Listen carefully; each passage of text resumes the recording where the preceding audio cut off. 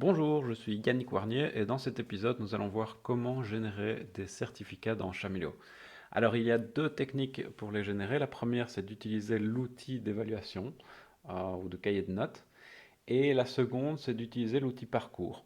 On va voir ces deux techniques-là pour que ce tutoriel vous serve à quelque chose. Je vous recommande d'avoir une installation de Chamilo qui doit être supérieure à la version 1.11.0 et de créer un cours. Donc dans ce cas-ci, j'ai créé un cours qui s'appelle test de certificat et d'y inscrire quelques utilisateurs. Dans mon cas, ce sont des utilisateurs fictifs que j'ai rajoutés sur la plateforme et que j'ai inscrits dans le cours. On les voit ici. Alors, pour commencer, ce qu'on va faire, c'est qu'on va aller dans l'outil cahier de notes et dans l'outil cahier de notes, on va générer une évaluation externe. Alors on peut générer deux choses, des évaluations externes et des évaluations internes à Chamilo. Et les évaluations internes à Chamilo, bah, c'est tout ce qui est tout ce qui vient des outils de Chamilo, de mon cours en particulier. Donc ici des exercices, un parcours d'apprentissage, d'un forum, des travaux, etc. Tout ce qui peut être évalué dans Chamilo peut être réinjecté dans l'outil cahier de notes pour générer une espèce de bulletin qui va nous permettre de générer un certificat.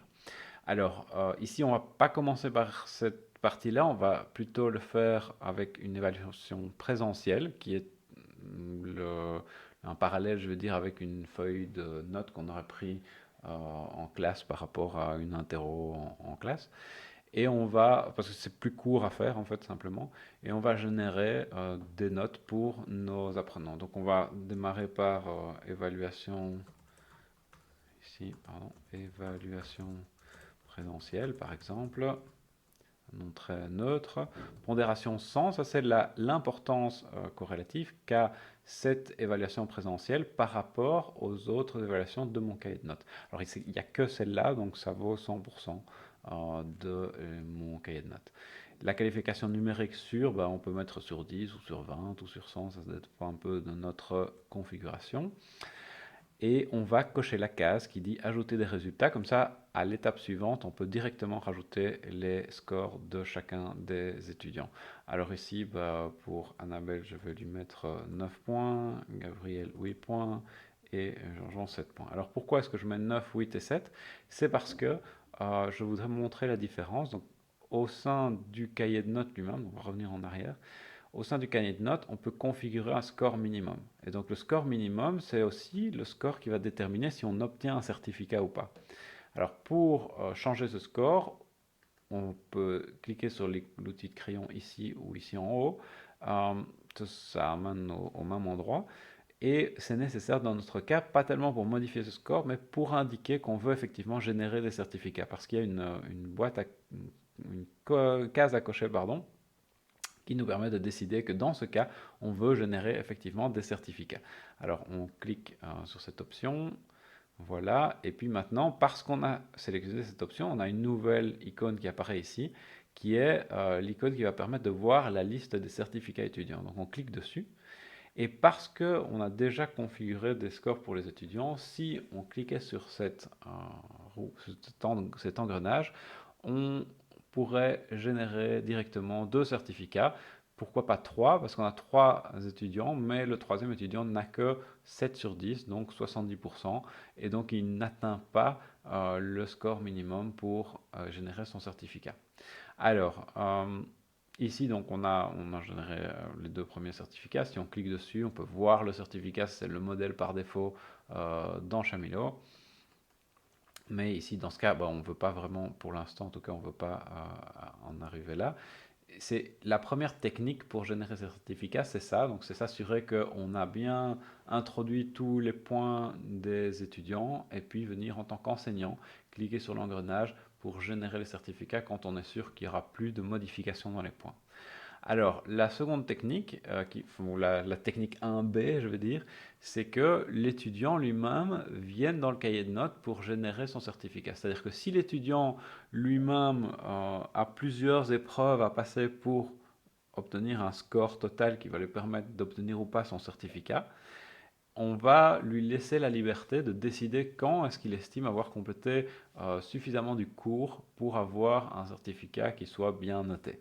Alors pour ça, si on veut utiliser cette technique-là, ce qu'on va faire, c'est simplement la même chose que ce qu'on vient de faire. On va configurer dans le cahier de notes une évaluation avec un score minimum de 75% euh, et s'assurer qu'on a des étudiants inscrits dans notre cours. Et puis, on va simplement rentrer les notes de ces étudiants ici. Alors, évidemment, ça c'est un petit peu limité dans ce cas-ci. Et l'intérêt de demander à l'étudiant de venir se connecter à l'outil cahier de notes n'est pas tellement grand si on a nous-mêmes rentré les notes, parce que du coup, on sait quand ça se termine et on peut directement générer les certificats pour tout le monde. Par contre, si on a plusieurs évaluations, des composants d'évaluation qui sont des activités de Chamilo, là, ça vaut la peine de leur permettre de rentrer eux-mêmes dans l'outil. Alors, si ils rentrent effectivement dans l'outil de cahier de notes en tant qu'apprenants ou étudiants, ils vont trouver le cahier de notes ici, ils vont cliquer dessus, et quand ils rentrent, ils vont voir une page. Alors, s'ils ont un certificat qui a été généré, ils vont voir un bouton ici qui permet de visualiser leur certificat, et un autre bouton ici qui permet de télécharger en PDF. D'accord? Donc, dans ce cas-là, ils vont pouvoir générer leur certificat parce que dans le cas d'un premier étudiant ici qui aurait 90%, il aurait le score suffisant pour atteindre l'objectif du cours et donc générer ce certificat. Alors, ça c'est donc la première technique.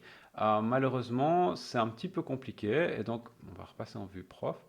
Et donc, ce qu'on a fait dans Chamilo à partir de 1.11, c'est rajouter une option un petit peu plus pratique pour l'étudiant, mais qui demande quand même une petite configuration supplémentaire. Alors, dans ce cas-là, ce qu'on va faire, c'est qu'on va supprimer l'activité qu'on a générée, on va vérifier qu'on n'a pas de certificat en attente, enfin, qui ont déjà été générés, et on va vérifier aussi, ça, toujours penser toujours à vérifier si vous voulez des certificats, vérifier que la case générer les certificats est bien cochée.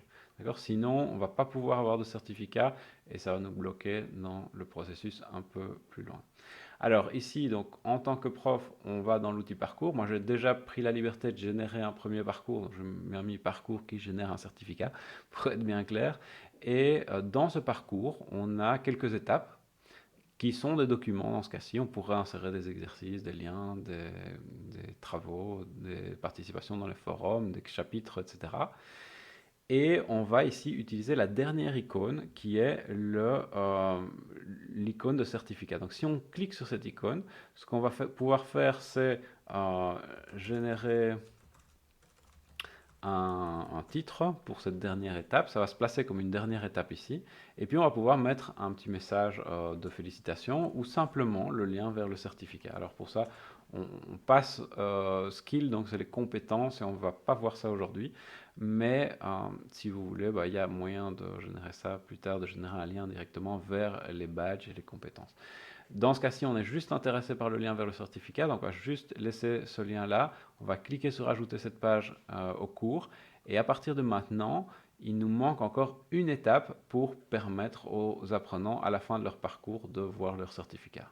Cette étape, c'est simplement de retourner dans l'outil de cahier de notes et d'indiquer dans l'outil de cahier de notes que c'est ce parcours d'apprentissage qu'on veut lier à la génération d'un certificat.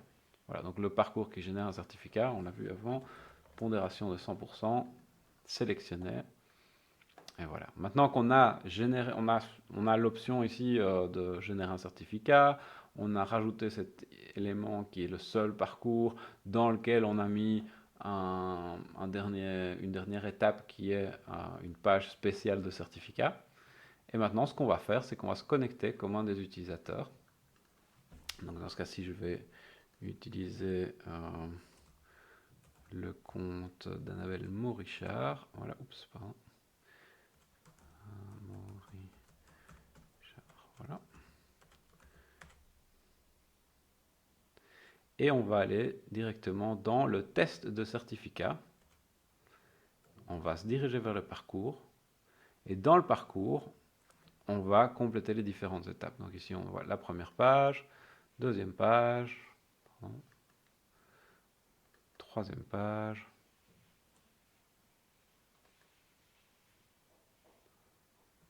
quatrième page, cinquième page, et on arrive à la dernière page qui est la page du certificat.